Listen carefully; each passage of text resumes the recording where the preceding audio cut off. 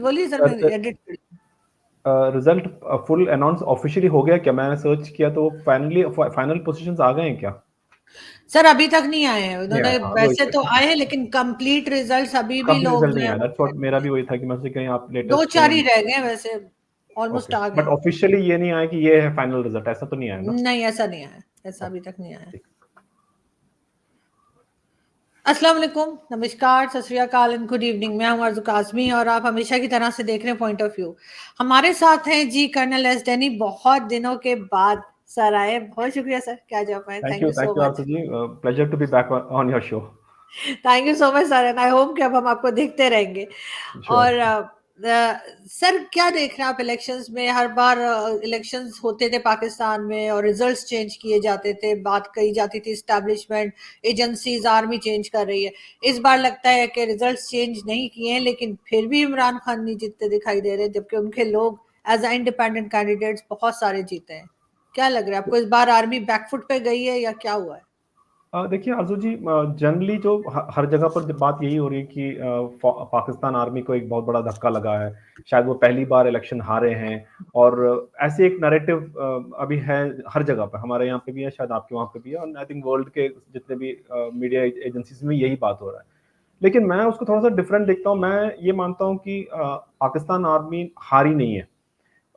ये election Pakistan army हारी नहीं है, और बस थोड़ा सा उनका जो क्लाइमैक्स जिस तरह से वो चाहते थे, वो क्लाइमैक्स में थोड़ा सा ट्विस्ट हुआ है। बट मोटे तौर पे जिस तरह का जिस तरह का रिजल्ट चाह रहे थे वही रिजल्ट आया है, मैं मानता हूँ। कारण उसका ये है, सबसे पहला चीज, उनके 3 या 4 ऑब्जेक्टिव्स थे, जैसे आप फौज में बोलते हैं ना, जबकि जब हम जाते हैं तो हमारा कई ऑब्जेक्टिव्स होते हैं।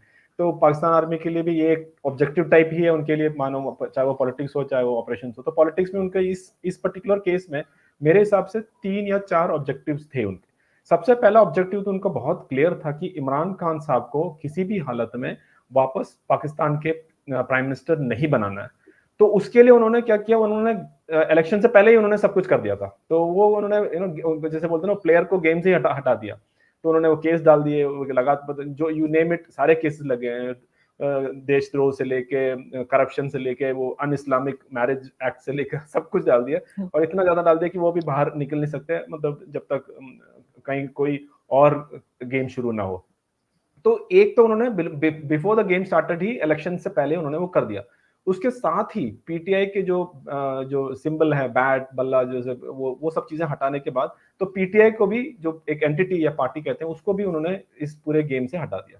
तो वहां से तो वो शुरुआत हुई। अब उन्होंने उसके बाद दूसरा या तीसरा जो उनका ऑब्जेक्टिव था, और हमेशा रहा है पाकिस्तान का, कि वो नहीं चाहते कि सिविलियन एक ऐसा स्टेबल गवर्नमेंट आए, या इस तरह से एक पावरफुल गवर्नमेंट आए, जब अगर मान लीजिए एक पूरा फुल मेजोरिटी लेके कोई भी आ जाए, चाहे वो इमरान खान साहब आए या नवाज शरीफ साहब आए या बिलाल भुट्टो का जो है, बिलावल भुट्टो उनका है, तो उस टाइम क्या होगा, आर्मी को इतना ज्यादा पावरफुल महसूस नहीं करेंगे। तो वो चाहते थे एक फ्रैक्चर्ड मैंडेट आए ताकि उनका से वहां पे भी रहे। तो वो भी वो हासिल हो गए, तो उनका सेकंड वाला था। तीसरा उनका था कि वो नवाज शरीफ को बिल्कुल प्राइम मिनिस्टर बनाना चाहते थे, दैट इज वाई वो उनको वापस लेके आए। उनका पूरा केस का सब वो कर करा के उनको वापस लेके आया, इलेक्शंस में जाने का मौका दिया। तो नवाज शरीफ साहब, जहां तक अभी तक जितने भी इंडिकेशन हैं, मोस्ट लाइकली शायद वही प्राइम मिनिस्टर बनेंगे। तो वहां तक भी उनका टिक लग गया। अब चौथा वाला जो प्रॉब्लम है, वहां उनकी थोड़ी सी प्रॉब्लम आ गई। वो ये था कि उन्होंने, जैसे आपने भी सही कहा, कि उन्होंने डायरेक्टली इस बार इलेक्शन को इन्फ्लुएंस नहीं किया। इलेक्शन होने के बाद, शुरू होने के बाद, जैसे पहले लोग होते थे कि पूरे के पूरे बैलेट बॉक्स ही लेके चले जाते थे, वो नहीं किया उन्होंने। उन्होंने सोचा कि लेट इट जैसे है करने दो, क्योंकि as it is Imran Khan sahab तो आउट है, तो कोई चांस नहीं है उनका आने का।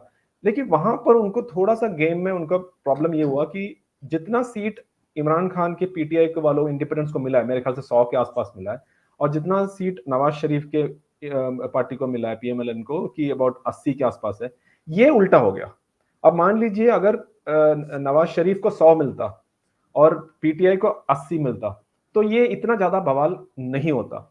और फोर्थ इंपॉर्टेंट पॉइंट जब मैं मानता हूं कि जो पाकिस्तान आर्मी अपने ही खेले हुए जो पुराने, जो जब बोलते हैं ना मूव्स, या अपने ही जो एक्शंस लेते थे, जहां की उन्होंने सोशल मीडिया और बाकी जगह से एक ऐसा नैरेटिव क्रिएट कर देते कि भले ही वो कहीं जंग हार भी जाते थे, तो ऐसे लोगों के आगे वो बोलते थे भाई हम तो जीत गए, चाहे वो बालाकोट एयर स्ट्राइक हुआ है तो बोले नहीं यहाँ तो कुछ हुआ ही नहीं है, यहाँ तो सिर्फ पेड़ के ऊपर मार के चले गए। तो इस तरह का एक नैरेटिव इन्फॉर्मेशन के बेसिस पे खास तौर पे डीजीआईएसआई और उनके जो होते हैं उनके बहुत they are expert in it.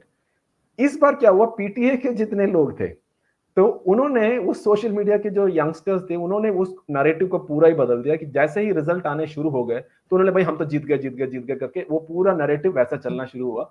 और ये एक पूरे बाहर ऐसा व्यतीत हुआ नहीं है तो इमरान खान तो जीत गया।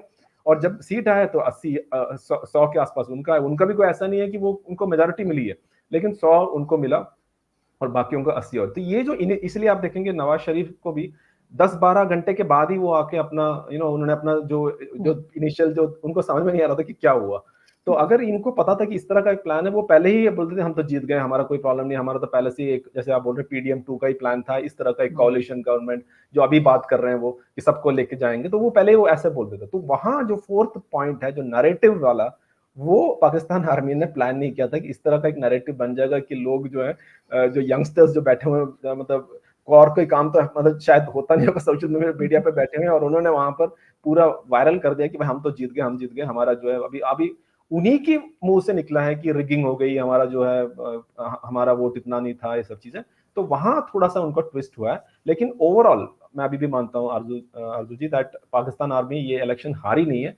उनका जितना चाहिए था वो उनको वो मिल गया। बस थोड़ा सा जो इश्यू है वो जो मैंने बोला ना नैरेटिव वाला जो परसेप्शन मैनेजमेंट है, जो उनको जो जिस तरह से लोगों के ऊपर एक परसेप्शन क्रिएट करना चाह रहे थे कि देखो पहली बार हमने इलेक्शन में दखल अंदाज नहीं किया, और उसी टाइम पे इतना बड़ा उनके ऊपर आरोप लग गया कि देखो पूरी तरह से उन्होंने इमरान खान को आउट करने के लिए ये गलत चीजें किया। तो मेरे ख्याल से ये एक इश्यू है जो अभी चल रहा है पाकिस्तान में। सर जिस तरह से इन्होंने इंडिपेंडेंट कैंडिडेट्स बनाए इमरान खान की पार्टी के, अगर इनका इंटरफेरेंस ना होता, इन्फ्लुएंस ना होता, तो फिर इमरान खान के लोगों को उनकी पार्टी के नाम से इलेक्शन लड़ने देते। उन्होंने कहा कि नहीं ये सब इंडिपेंडेंट है, और इंडिपेंडेंट जो होते हैं उनकी तो मर्जी होती है ना, उनके ऊपर तो ऐसा कोई लॉ नहीं है कि आप कहीं और किसी और पार्टी में नहीं जा सकते। तो अब क्या लग रहा है कि अब जब ये जो जीत गए हैं, अब ये इनको लेकर किसी और पार्टी में कहेंगे चले जाने को, चाहे वो नवाज शरीफ हो या जरदारी साहब हो, कुछ ऐसा बिल्कुल लगता है? अभी बिल्कुल आजू जी, देखिए अभी फिर से जो पावर सेंटर है वो फिर पाकिस्तान आर्मी आ गया। अब पाकिस्तान आर्मी के बिना कोई भी गवर्नमेंट नहीं बना सकता वहां पर, क्योंकि अकेले नवाज शरीफ नहीं बना सकता, भुट्टो नहीं बना सकता, इंडिपेंडेंस को तो कोई चांस ही नहीं है बनाने का, और इमरान खान तो अंदर जेल में है। तो अब on the orders of Pakistan army अब कोalition गवर्नमेंट बनेंगे। और जैसे आपने सही कहा कि जो इंडिपेंडेंस हैं वो चाहे वो किसी भी देश का इंडिपेंडेंट हो वो इधर उधर बदलने में ज्यादा टाइम लगता नहीं, क्योंकि उनको अगर पैसा दें या कोई और चीजें दो तो वो क्या है वो मूव कर सकते हैं। और जहां तक रिपोर्ट्स आ रहे हैं मेरे ख्याल से ऑलरेडी एक दो इंडिपेंडेंट है पीटीआई के जो ऑलरेडी मेरे ख्याल से भुट्टो साहब और इनके जो क्या बोलते हैं बिलावल अपना नवाज शरीफ पार्टी में ही ज्वाइन हो चुके हैं, 2-3 शुरू हो गए, और मैंने सुना है कि ये अभी सिलसिला अभी जारी रहेगा कि और भी ज्यादा लोग वो होंगे। तो इंडिपेंडेंट का मेरे ख्याल से इतना कोई रोल आएगा नहीं, क्योंकि इमरान खान अगर बाहर होता तब भी थोड़ा कंट्रोल कर सकते थे कि भाई अब वो अंदर हैं, उनके जितने भी नंबर 2 नंबर 3 सारे अंदर हैं, तो मेरे ख्याल से इतना ज्यादा इन्फ्लुएंस वो इस इंडिपेंडेंस को वालों को नहीं कर सकते। तो आने वाले दिनों में अपने अपने चॉइस के हिसाब से अपने अपने जो रेट उनको मिलता है या जो उनको पोस्ट मिलने के जो वादे मिले हैं उस हिसाब से मेरे ख्याल से ये इंडिपेंडेंस शिफ्ट होंगे। कुछ ऑफकोर्स कोर जो ग्रुप होंगे वो अभी भी पीटीआई के सो कॉल वो रहेंगे, लेकिन एक गवर्नमेंट बनाने के लिए Pakistan army will play their cards so that जितने इंडिपेंडेंस की जरूरत है वो डेफिनेटली वो निकाल लेंगे। सर अभी 9th में भी हुआ था लास्ट ईयर, उसके बाद बहुत ऐसा लग रहा था कि लोगों की हमदर्दियां हो गई हैं आर्मी के साथ कि बड़ा गलत हुआ है, मगर इलेक्शंस में लोगों ने बिल्कुल उसका उलट किया। और अभी ऐसे भी स्टेटमेंट्स आ रहे लोगों को जिसमें वो कहते हैं कि जी इनको सिविलियन जितने डिपार्टमेंट्स हैं उसमें से फौज को चले जाना चाहिए, अपनी बैरक्स में वापस जाएं, जो फौज का काम है सिक्योरिटी का सिर्फ वही करें। क्या यहाँ पे कोई आपको लग रहा है कोई बड़ा चेंज पाकिस्तान में आने वाला है? बिल्कुल नहीं आरजू जी, मैं तो मानता हूँ कि कोई बड़ा चेंज नहीं होने वाला। आपने बिल्कुल सही कहा कि एक जो May 9 के बाद एक आर्मी के अगेंस्ट एक प्रो वो आया था कि ये नहीं ऐसा नहीं होना चाहिए, हमारे फौज के साथ में ऐसा नहीं होना चाहिए करके एक एक जरूर वो था। लेकिन उससे पहले इमरान खान ने इतना ज्यादा आग लगाया था कि जिसकी वजह से पाकिस्तान फौज के खिलाफ इतना ज्यादा एक पब्लिक ओपिनियन या पब्लिक एंगर या गुस्सा जो है वो उन्होंने डाइवर्ट किया था। तो उस डाइवर्शन के बाद जो May 9 में हुआ वो मानते हैं कि आम जनता ये मानती है कि ये नहीं होना चाहिए था। तो वहां पर उनको सिंपैथी मिला। और उसके बाद जब जनरल मुनीर भी आए तो उन्होंने भी अपना जो फोकस रखा है वो इकोनॉमिक्स को सुधारने की बात सब की, तो वो सब कुछ अच्छा करते रहे, सही सब कुछ करता रहा ठीक ठाक। और इमरान खान को भी साइडलाइन करने के बाद भी जितना हमने सोचा था कि एक बहुत बड़ा प्रोटेस्ट होगा या उस तरह की कुछ चीजें नहीं हुई है पाकिस्तान में। प्रोटेस्ट होते रहते हैं, बीच बीच में होते रहते हैं, लेकिन मेरे ख्याल से जिस हिसाब से हो सकता था उस हिसाब से कोई प्रोटेस्ट नहीं हुआ है। तो वहां तक पाकिस्तान आर्मी का कंट्रोल था। और इलेक्शन में भी आपने तो इतने सारे इलेक्शन वहां पर ऑब्जर्व किए हैं, तो आपने देखो कि इस बार सच में उन्होंने ज्यादा इंटरफेयर नहीं किया during the election. Before the election of course जो करना था किया, but during the election Pakistan army ने ज्यादा नहीं, क्योंकि देवर आई थिंक थोड़ा सा शायद ओवर कॉन्फिडेंट भी थे कि अब तो हमने इमरान खान को हटा दिया तो जितने भी ये फ्रैक्चर मैंडेट आएगा हम उनको जोड़ के एक बना ही देंगे करके सोचा होगा। लेकिन ये जो पब्लिक ओपिनियन जिस तरह से नैरेटिव वाला जो मैंने कहा वो इन्होंने एंटिसिपेट नहीं किया था, जिसकी वजह से आज फिर वही उसी मुकाम पे आके खड़े हुए हैं, जबकि पब्लिक ओपिनियन उनके पाकिस्तान आर्मी के खिलाफ है कि वंस अगेन डेमोक्रेसी की जो है मर्डर पाकिस्तान आर्मी ने किया। सर ये भी कहते हैं कि इलेक्शंस कराने इसलिए भी जरूरी थे इनको कि क्योंकि आईएमएफ और वर्ल्ड बैंक और दूसरी तमाम जहां से भी लोन लिया जाता है या कुछ भी पाकिस्तान जो है फंड लेता है, उनका कहना था कि जी अगर इलेक्शंस ना हुए और डिक्टेटरशिप आ गई तो फिर वो फंड्स नहीं मिलेंगे। कहीं ऐसा प्रेशर भी है क्या पाकिस्तान की जो एस्टेब्लिशमेंट है उसके ऊपर? डेफिनेटली डेफिनेटली आरजू जी, कोई शक नहीं उसमें, क्योंकि हम सबको पता है कि पाकिस्तान का जो इकोनॉमिक क्राइसिस है वो कितना गंभीर है या कितना सीरियस है। तो उससे ऊपर उठने के लिए आईएमएफ ने बार बार अपने एक सेट ऑफ कंडीशंस दिए हैं। शहबाज शरीफ उनके टाइम पे भी काफी सारा सेट ऑफ कंडीशंस रखा था कि ये कंडीशंस के बाद ही हम अपना जो नेक्स्ट राउंड ऑफ जो फंड इशू होंगे। तो वहां पर इलेक्शंस एक बहुत बड़ा मैंडेट था कि इलेक्शन तो करना ही करना है। और वहां पर आई थिंक यूएस का भी एक रोल था कि यूएस आल्सो वांटेड कि इलेक्शंस हो वहां पर। और मेरे ख्याल से पाकिस्तान आर्मी खुद भी चाहती थी कि इलेक्शंस हो, क्योंकि वो अभी उस स्टेज में नहीं है कि वो डायरेक्टली आकर पाकिस्तान को पूरी तरह से संभाल सकते हैं जिस तरह से पहले करते थे। मुझे लगता नहीं है कि आज की तारीख में वो उस तरह का एक हरकत करेंगे कि पूरे के पूरे टेक ओवर करने की, जिसकी हमने पहले भी शायद बात की है। तो इलेक्शंस करना पाकिस्तान इकोनॉमिक क्राइसिस की वजह से भी, पाकिस्तान आर्मी की खुद की भी जरूरत थी, और जब मेरे ख्याल से एक्सटर्नल प्रेशर था वो भी डालने था कि भाई इलेक्शंस करो। लेकिन इलेक्शंस होने के बाद अब इस तरह का एक एक क्राइसिस तो नहीं कहूंगा, क्योंकि पाकिस्तान में ये आम चीज होती है हमेशा इलेक्शंस के बाद। आपने पहले भी देखा होगा हर बार यही चीज होती है, कोर्ट में जाते हैं, प्रोटेस्ट होते हैं, एंड फिर वायलेंस भी होता है, तो वो चलता रहता है। बट इस बार जो ये है, एक लार्ज एक पब्लिक ओपिनियन ऐसा बना है कि भाई इस बार बहुत हो गया, पाकिस्तान आर्मी ने फिर हमारी जो है, जो हम जीते थे लेजिटिमेटली, वो उसको हमको हमारा हक जो है वो नहीं मिला करके इस तरह का एक नैरेटिव सेट हो गया Pakistan. That is what is different this time. Sir इसमें सोशल मीडिया का आप समझते हैं कि सोशल मीडिया का रोल है? इमरान खान ने जैसे सोशल मीडिया को यूज किया ऐसे कि कोई दूसरी पॉलिटिकल पार्टी इस्तेमाल नहीं कर पाई। वैसे इमरान खान जब तक अपनी उनकी मीडिया से बात हो रही थी या जब तक उनकी स्टेटमेंट आ रही थी, उन्होंने कभी ये नहीं कहा कि आर्मी जो है वो गलत कर रही है या आर्मी जो है वो अपनी बैरक्स में वापस जाए। वो यही कहते रहे कि मुझे ले आओ तो सब ठीक है और मैं नहीं हूं तो सब गलत है। मतलब जो बात उन्हें करनी चाहिए। आसिम सलीम बाजवा का केस हमारे सामने है, उन्होंने ही क्लीन चिट दी इमरान खान ने। लेकिन चाहे इमरान खान हो या नवाज शरीफ, ये लोग सिर्फ ये कहते हैं कि जी हमें ले आओ तो ठीक है, हमें नहीं ला रहे तो ठीक नहीं। बाकी जो करप्शन है, जो प्रॉब्लम्स हैं एजेंसीज की वजह से या आर्मी या स्टैब्लिशमेंट की, उसके ऊपर ये लोग बात नहीं करते। आपको क्या ख्याल है, ऐसा क्यों है? बिल्कुल, आपके जो क्वेश्चन पहला पार्ट, ये सोशल मीडिया का डेफिनेटली बहुत बड़ा रोल है। अभी तो आर्टिफिशियल इंटेलिजेंस लेके इमरान खान का स्पीच भी दे रहे हैं, ऑल दोस थिंग्स चल रहा है। तो आई थिंक एक केस स्टडी बनेगा ये कि एक आदमी ऐसा, एक लीडर जो कि जेल में था, फिर भी वो बाहर इतना सोशल मीडिया के जरिए इतना इन्फ्लुएंस कर पाया एंड इतना कैंपेन चला पाया। एंड आई थिंक ये फ्यूचर इसके लिए स्टडी होगा कि किस तरह से social media is now, and खास तौर पे पाकिस्तान में जितने यंगस्टर्स हैं, आई थिंक ऑलमोस्ट 50% तो जितने वोटर्स थे वो सारे I think below the age of 35 के नीचे के आसपास थे। तो उस हिसाब से उतने लोगों को सोशल मीडिया पे ही इन्फ्लुएंस कर सकते हैं। वो डायरेक्टली कहीं बाहर जाके कोई स्पीच नहीं सुनने वाले हैं। वो जितने भी आपके टिकटॉक, यूट्यूब, फेसबुक, ट्विटर, इन सब चीजों पे ही उनका माइंड सेट होता है और उसमें उनको इनपुट्स मिल रहे हैं। तो उसके माध्यम से इमरान खान ने इस बार सोशल मीडिया के थ्रू ये 100 ऑड सीट्स, जो 100 के आसपास पीटीआई को इंडिपेंडेंट सीट मिले, उसी के माध्यम से, अदरवाइज बिल्कुल ही नहीं। आई थिंक वहां पर नवाज शरीफ का थोड़ा सा बैक, क्योंकि अभी भी वो मेरे ख्याल से 20 साल पीछे है अभी भी वो पुरानी बातें करके उस जो पुराने टाइप के जो पॉलिटिशियन है उस तरह के वो चल रहे हैं। तो मेरे ख्याल से उनको I think he haves to, but Bilawal Bhutto is different. उनको शायद उसका आइडिया है कि किस तरह का मैसेजिंग करना होता है, क्या अपील लोगों का आता है, तो वो he is learn. But Nawaz Sharif को अभी तक वो शायद नहीं आया। तो मेरे ख्याल से यस डेफिनेटली सोशल मीडिया का बहुत बड़ा रोल है।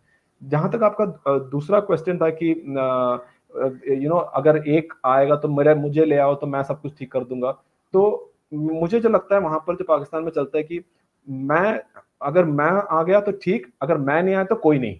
तो ये वाली हालत है कि अगर मुझे आ गया तो मैं ठीक हूँ, बट अगर मैं नहीं आऊँ तो मैं किसी को आने नहीं दूंगा। तो वो आई थिंक ये जो 3-4 पार्टीज हैं उनका बेसिक पॉलिसी वही रहा है। वहां पर कोई पाकिस्तान नेशनल इंटरेस्ट पहले रखना या लोगों के आवाम के बारे में सोचना ये नहीं है। अगर मैं हूं तो ठीक है, बहुत बढ़िया, अगर मैं नहीं हूं तो मैं किसी को नहीं आने दूंगा। ये पॉलिसी इमरान खान का भी है और बाहर के लोगों को भी वही पॉलिसी है। बिल्कुल ऐसा ही है। लेकिन सर कोई भी गवर्नमेंट आती है, चाहे वो इमरान खान हो, नवाज शरीफ हो, चाहे बिलावल हो, जो भी आता है, ये जो बॉर्डर के साथ हमारी जितनी कंट्रीज हैं, इसमें भारत है, ईरान है, अफगानिस्तान, चाइना को अगर हम छोड़ भी दें, और बाकी जितनी कंट्रीज है, सब सबके साथ ही हमारी नाराजगी झगड़ा चल रहा है। उधर से टीटीपी है, अफगानिस्तान से ईरान ने भी अटैक किया है, भारत के साथ भी टर्म्स ठीक नहीं है। ये लोग कुछ कर पाएंगे, कुछ टर्म्स को ठीक कर पाएंगे? क्योंकि नवाज शरीफ बार बार कहते हैं कि जी हम जो नेबर्स हैं उनके साथ टर्म्स ठीक करेंगे। कोई आप समझते हैं, बस कोई फॉर्मूला ये नहीं बताते, सिर्फ ये कहते करेंगे, कैसे करेंगे वो नहीं बताते। बिल्कुल नवाज शरीफ का थोड़ा सा एक होप जरूर है कि शायद उनकी अंदर एक है कि ये रिलेशंस ठीक होने चाहिए। क्योंकि पहले भी जब प्राइम मिनिस्टर मोदी जी का जब यहाँ पर 2014 में जब सेरेमनी स्वेरिंग इन सेरेमनी होता तो वो आए थे, और फिर प्राइम मिनिस्टर मोदी जी वहां गए थे उनके शादी में, जो बच्चे के वहां फैमिली में जो शादी था उन सब, तो एक रिलेशनशिप तो बनाया था उन्होंने। लेकिन तब पाकिस्तान आर्मी उनके अगेंस्ट थी। फिर पाकिस्तान आर्मी चाहती थी कि भारत के साथ में रिलेशनशिप अच्छा हो, तो इमरान खान ने बोला भाई नहीं, उन्होंने जो नेशनलिस्ट फीलिंग्स और वो सब चीजें रख के उन्होंने नहीं किया। तो मेरे ख्याल से जो जनरल कमर बाजवा थे वो भी चाहते थे कि इंडिया के साथ में एक रिलेशन ऐसा हो कि चाहे युद्ध ना हो और इकोनॉमिक्स के ऊपर ज्यादा फोकस कर सकते हैं। तो ये मैं जरूर कहूंगा कि थोड़ा सा मैं ऑप्टिमिस्टिक हूँ। थोड़ा सा मुझे आशा लगता है कि शायद नवाज शरीफ आने से रिलेशंस इंप्रूव होंगे, क्योंकि इस बार नवाज शरीफ एंड पाकिस्तान आर्मी दोनों चाहते हैं कि पहले अपने इकोनॉमी को सुधारें। पाकिस्तान को अपने पाँव पे खड़ा होने के लिए, तो वो अगर अपने पाँव पे तभी खड़ा हो सकता है जबकि वो आपस के लोगों से लड़ाई, तो बैठ के भी लड़ाई करोगे तो फिर खड़ा कैसे होगे। तो अपने पाँव पे पहले खड़े हो जाएं, अपने पूरा अपने लोगों का ख्याल रखें, उसके बाद फिर अगेन वापस अगर उसी स्ट्रैटेजी में जाते हैं तो फिर से वही हालत होने वाली है। लेकिन आज के ज़माने में मुझे नहीं लगता they are interested in that. तो पाकिस्तान आर्मी भी चाहती है कि इकोनॉमिक्स की बात कर रहे हैं, एंड नवाज शरीफ तो है ही, वो चाहते हैं कि थोड़ा नॉर्मलाइज हो। तो थोड़ा सा चांस है, मैं बहुत ज्यादा चांस तो नहीं दूंगा, थोड़ा चांस जरूर है नॉर्मलाइजेशन की। सर उसका रीजन इकोनॉमी है। अगर मतलब पैसा नहीं है तो इसलिए आराम से बैठ रहे हैं, आपका मतलब है? अगर पैसा आएगा फिर वही सब शुरू हो जाएगा हाँ, जो चल रहा था। मैं ये मानता हूँ कि अभी तो पैसा नहीं है, हालात खराब है। क्योंकि देखो आजू जी, युद्ध करने के लिए आपको टैंक चलाने के लिए तेल चाहिए, आपको बंदूक चलाने के लिए गोली चाहिए, और ये सब इस तेल गोली इन सब खरीदने के लिए पैसा चाहिए। तो जब तक पैसा नहीं होगा तो तब तक ये कुछ नहीं चल सकता। तो आज के हालात में इकोनॉमी इतनी बुरा कंडीशन में है पाकिस्तान में, दैट उनको वॉर के बारे में वो सोच भी नहीं सकते। चाहे वो जैसे पहले भी कहते हैं ना, एटम बम तो खाने के लिए यूज नहीं कर सकते ना। आप जितना भी है तो आम जनता को खाने की चाहिए। पेट्रोल का प्राइसेस देख लीजिए कितना हाई है, बाकी जो बेसिक नेसेसिटीज है वो कितना हाई है। तो ये सब चीजें हैं जिसकी वजह से मैं ये मानता हूं कि पाकिस्तान कंपेल्ड है, एटलीस्ट पाकिस्तान आर्मी कंपेल्ड है कि एक नॉर्मलाइजेशन की बात चले। यही अगर चीज बाद में अगर 2 या 3-4 पाकिस्तान के आर्मी चीफ और जो उनके अंदर अगर ये आ गए कि इस तरह से युद्ध करने से कोई फायदा नहीं है पाकिस्तान को, और भारत उनको ऐसा नहीं है कि कोई एक शत्रु की तरह या एनिमी की तरह देखने की जरूरत है, क्योंकि दोनों रह सकते हैं। अगर ये सोच अंदर आते हैं उनके, then there will be a peace for long time. But मुझे उस पर भी एक बहुत बड़ा क्वेश्चन मार्क है, क्योंकि पाकिस्तान आर्मी की सर्वाइवल इसी में है कि भारत के साथ में हमेशा दुश्मनी रखना। हमेशा से तो सर ऐसा ही होता है, लेकिन इस वक्त लग यही रहा है कि अभी ये भी अफोर्ड नहीं कर सकते, दुश्मनी भी अफोर्ड नहीं कर पा रहे। Thank you so much sir कि आज आपने ज्वाइन किया, एंड आई होप कि आपको नेक्स्ट वीक भी जो है वो मैं जरूर कांटेक्ट करूंगी। आई होप कि आप आएंगे। Thank you thank you sir. Thank you thank very you much. Sir. Thank you.